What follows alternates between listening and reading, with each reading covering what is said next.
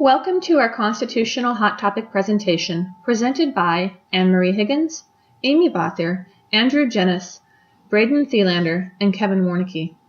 Today we will be discussing the following topics: campaign finance, faith healing, a legal search, the right to bear arms, and imposing union dues.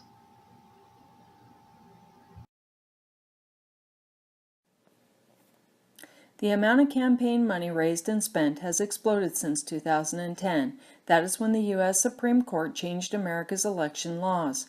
The court's decision, known as Citizens United, took away most limits on spending and fundraising for elections by outside political groups.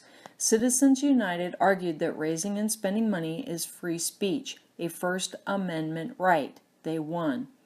To recap, the First Amendment grants freedom by the Bill of Rights to prohibit Congress from establishing religion and restricting its free exercise.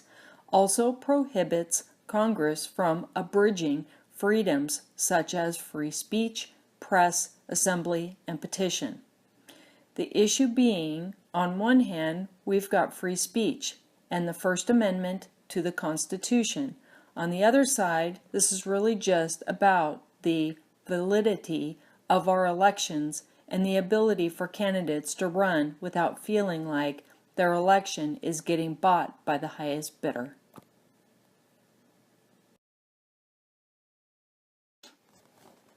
One of the most important burdens for a candidate is raising money. Money, lots of it. It is what it takes to win a presidency of the United States. When Richard Nixon won re-election in 1972, the Center for Responsive Politics has estimated that the presidential election cost just $3 million in today's dollars. In the 2008 presidential campaign, candidates raised and spent more than $1 billion, a new record. Only 4 years later, the cost of a campaign more than doubled to $2.6 billion as Barack Obama won a re-election over Mitt Romney. Observers say the eventual nominees for the 2016 presidential election will double that amount again. The candidates could spend up to $2 billion each to get to the White House. And the costs could reach $10 billion for the presidential and congressional races. That amount is more than 5 times the gross domestic product of GDP of the Asian country of Bhutan. GDP is the value of all the products and services produced by a country, usually measured in a year.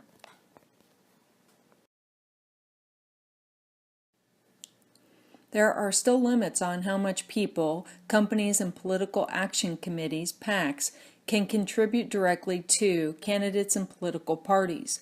For example, an individual can only give a candidate a total of $2,700 each election, but there is no limit on the amount of money they can give to a super PAC. Super PACs are large political action committees. Both Democrats and Republicans have created them to raise large amounts of money to assist their candidates. Super PACs operate similarly to traditional political action committees, with one very important distinction. Both can advocate for the election or defeat of candidates by purchasing television, radio, and print advertisement and other media.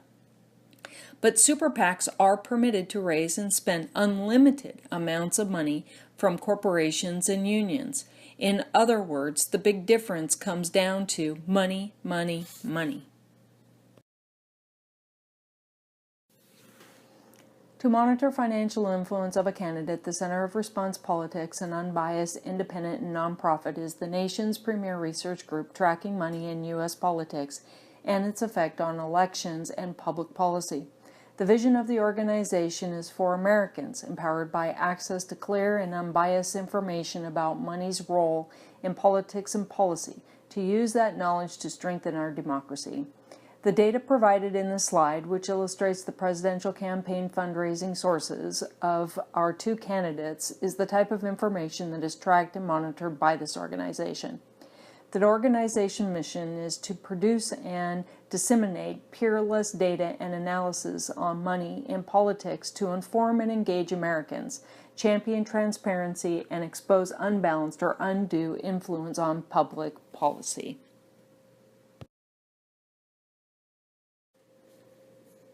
It is not known for sure if campaign financing influences voters. However, conventional wisdom holds that money plays a central and immoral role in American politics.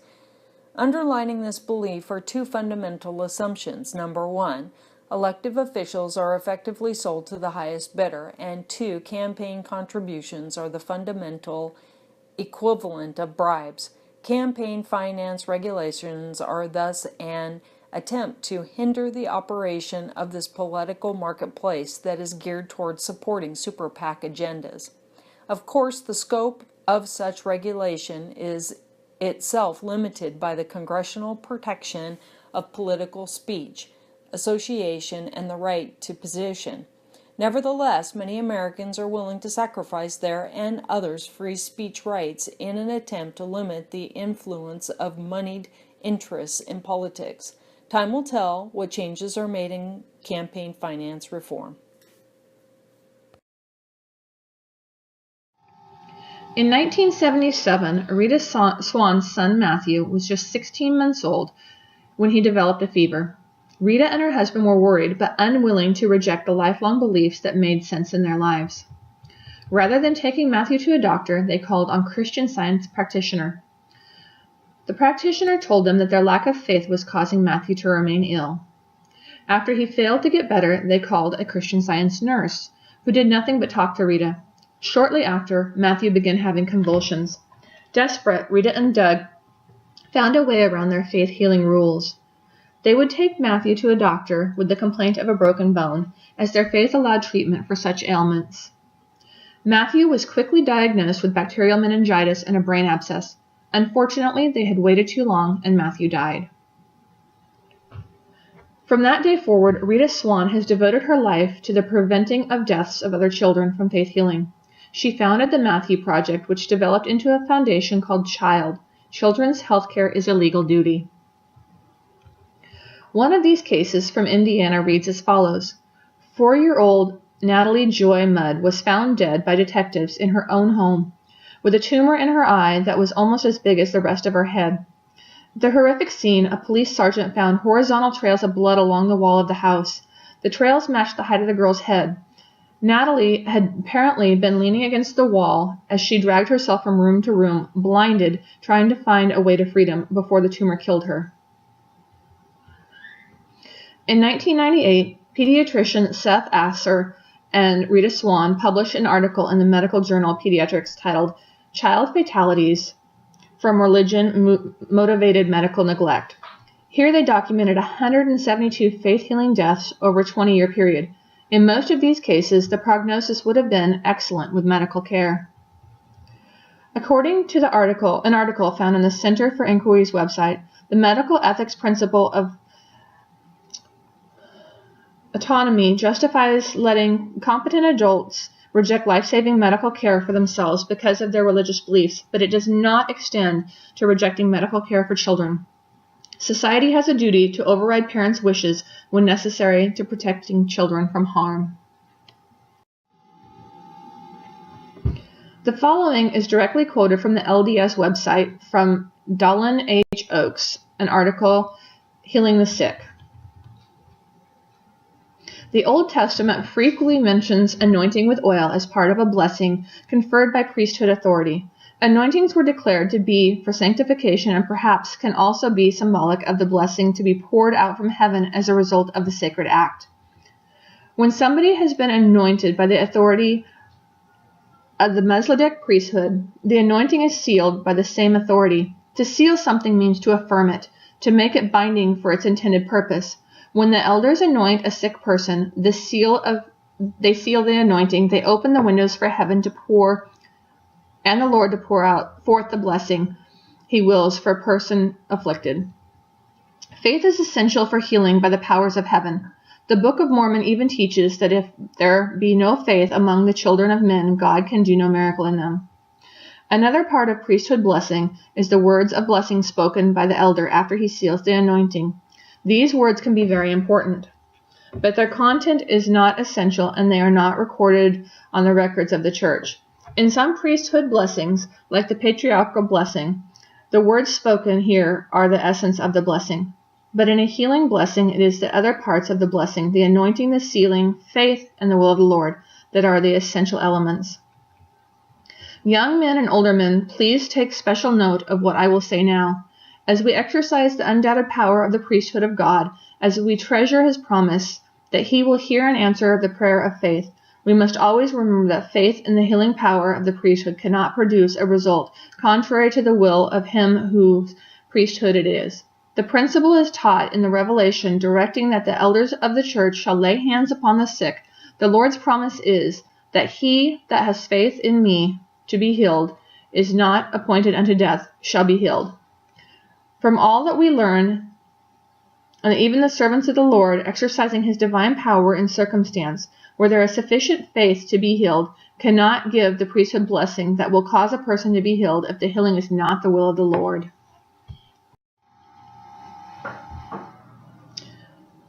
Religious freedom or child neglect. While many can argue that the government and society have no business raising a child, there is also the old African proverb, it takes a village to raise a child. There are many arguments for and against faith healing. While I cannot tell you how you should feel, I can say that I take my stance on the side of the child receiving medical treatment. What stance do you take?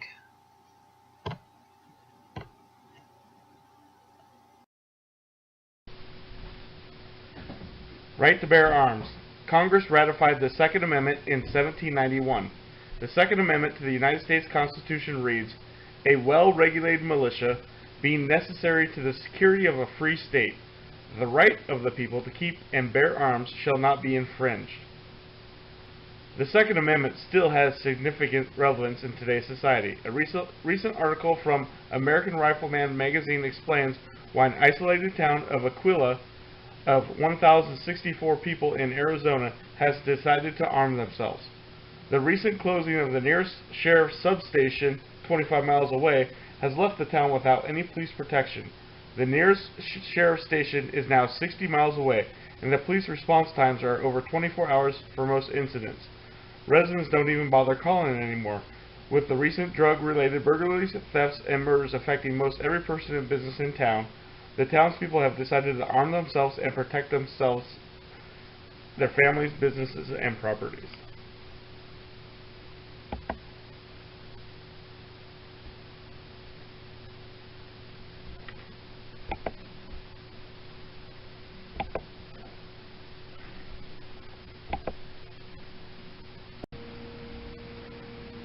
Gun control, and how does it affect our Second Amendment? Representative of the 4th District of Arizona, Paul Gazar, said the president and the anti-gun lobby continue to ignore the fact that violence is driven by a number of different factors, and the experience has shown that gun control does not curb violent acts. There is no easy answer to the problem of violence when we face in our country, but inhibiting the ability of law-abiding citizens to exercise their constitutional rights is nothing more than window dressing. One needs to look no further than the states with the toughest restrictions on firearms to see that they are the ones constantly ranking in the highest in violent crime. When you limit an individual's ability to lawfully purchase or carry firearms, you are allowing only those with the intent to break the law to have weapons. In an article by Lawrence M. Vance on gun controls, he wrote, "The Second Amendment is irrelevant." His explanation was the Second Amendment recognizes a natural right that already exists. It grants no rights. The Bill of Rights was designed to protect Americans from infringement by the new and powerful central government under the Constitution. People misconstrue the nature of the Second Amendment. If the Second Amendment didn't exist, Americans would still have the natural and moral right to keep and bear firearms for any purpose. Even if the Second Amendment only applied to the state's ability to maintain a militia, like many liberals say, this would still not affect Americans' right to keep and bear arms. In Article 1 of Section 8 of the Constitution, no grant of power is given to the federal government to make any gun control laws. Voting does have an impact on the Second Amendment. For instance, the Supreme Court is what holds up the Second Amendment. The process of the Supreme Court judge is relatively straightforward. The president picks a suitable candidate, and the candidate is sent a questionnaire that touches on almost every aspect of their lives. After that, there's a hearing before the Judiciary Committee, which at the moment comprised of 9 Democrats and 11 Republicans. Then the committee votes to send the nomination to the Senate. Then the Senate only has to have a majority vote for the new Supreme Court judge to be accepted. It does not always go that smooth, though. So, who we vote for makes those decisions that do affect the Second Amendment. The Supreme Court has ruled on many cases dealing with the Second Amendment. Like in 1939, they ruled on the United States versus Miller that stood for over 70 years dealing with that the Congress could regulate a sawed-off shotgun. In 2008, there was the District of Columbia versus Heller. Then their stance was they found the Washington, D.C. ban on guns was constitutionally wrong. There is more cases that use the Second Amendment like this. The Fourth Amendment was part of the Bill of Rights that was added to the U.S. Constitution. It protects the citizens' rights to an unlawful search of them or their property without a court warrant. Over the years, exceptions have been made to this amendment, but still stand for the basic idea that items or evidence found without this probable cause cannot be used against them. So if a police finds a weapon in a house they entered without a warrant or probable cause, the weapon could not be used against that individual.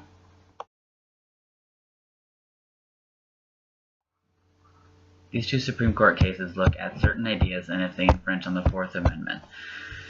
In Utah v. Stariff, the court ruled that even though drugs were found on Stariff during a police stop, they could be used in court because of the original reason for the stop being a search warrant the officer was able to look up. The second was a hot topic in 1989 when people believed that since they were not being stopped for a breathalyzer because of probable cause, the findings go against their Fourth Amendment right.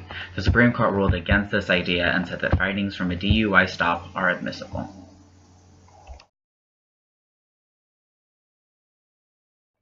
Voting does not have much influence on the Fourth Amendment. Most cases are settled in the Supreme Court, which is made up of appointed judges. However, many Supreme Court cases begin as smaller civil cases. These civil cases often involve things that voting can play a powerful role in. It is also important to know that the president is the one that appoints justices to the bench of the Supreme Court. Voting for a presidential candidate that you stand behind can make sure that your voice is heard when it comes to these type of rulings.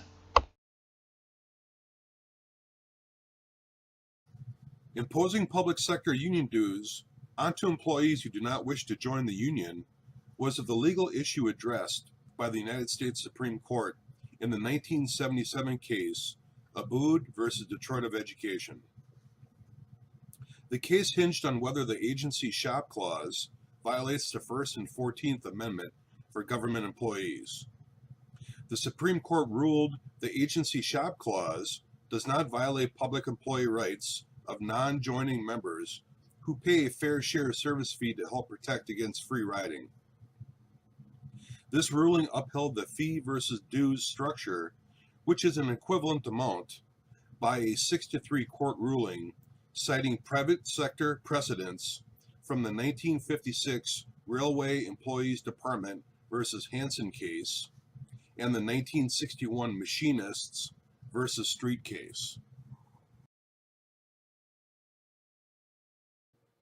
The definition of an agency shop is a place of employment where workers are required to pay union dues, regardless of whether they are union members. Agency shop clauses are those sections of collective bargaining agreements between employers and unions that compel employees to pay union dues, even if they are not union members.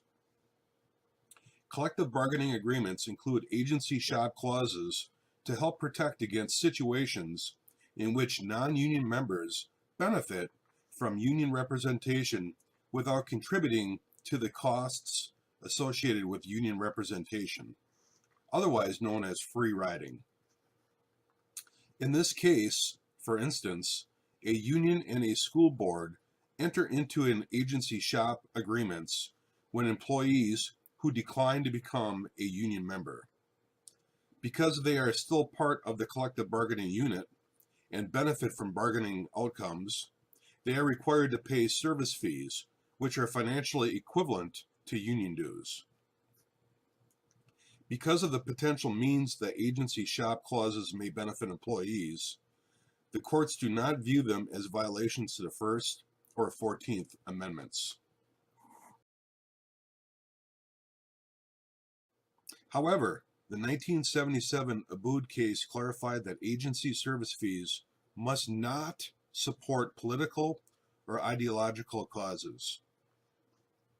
The court explained that fees paid by the objecting non-union employees must pay only those expenses associated with and directly related to collective bargaining and its processes.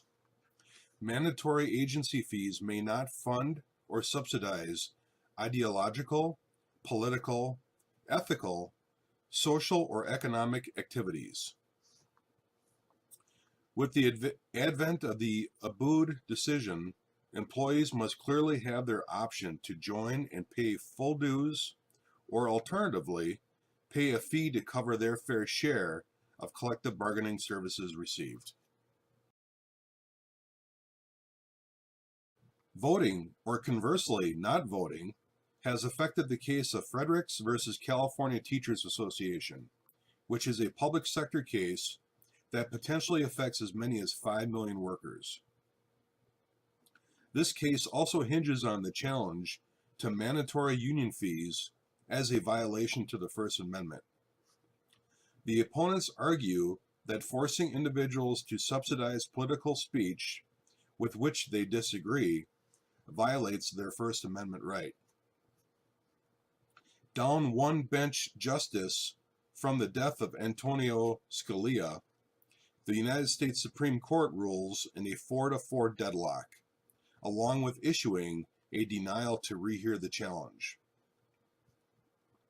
As the Senate majority is Republican and the administration is Democrat, chances of voting in a justice to fill the vacancy and avoid future split decisions die because of these partisan divides, which continues the free riding versus forced subsidies debate to live on.